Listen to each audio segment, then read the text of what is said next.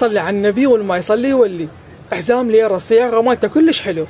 الحزام الليرة الحجم مال ليرة يكون وسط، والطبع ماله كله ليزري، كلش بارز بالخصر من تلبسينه. حزام الديزاين مالته كلش حلو، موديل جديد اليوم متوفر عندي باع الليرة. الحزام يعني ايش كبره، هذا من تلبسينه اذا كان الخصر مالتك كلش ضعيف تقدرين تصغرينه ماكو مشكله، تقدرين تصغرينه هو بالحزام شلون تلبسينه الحزام العادي، او تقدرين تشرعين بالليرات اذا تضوجين انه انت تحطين يعني الباقي يظل يكون يضايقك من الحزام، مثلا اذا لبستي وظل باقي هالقد اذا ضايقش تقدرين تشرعين بالليرات ماكو مشكله، او تقدرين تلبسينه هو على طوله.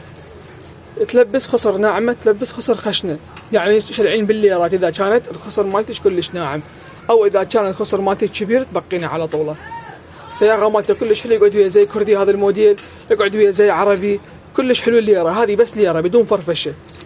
باع الموديل والصياغه مالته شلون حلو، والطبع مالته هذا كله يجي طبع ليزري، شغل كلش قوي، يعني هذا ما يروح ابد الطبع الليزري، شغله كلش حلو. باعي انا مدى احك بيه الطبع الليزري ما يروح ابد، بسعر كلش مناسب. يتوفر عندي هذا الحزام اذا حابين تحجزونه، تقدرون تراسلوني على الواتساب، رقم موجود بالبايو، او تراسلوني على الانستغرام، اسمي الانستغرام موجود بالبايو، بالزعفرانيه بسقله وعد هشام. متوفر هذا الحزام وبسعر كلش مناسب، توصيل موجود بباب البيت ووصلك القطعه.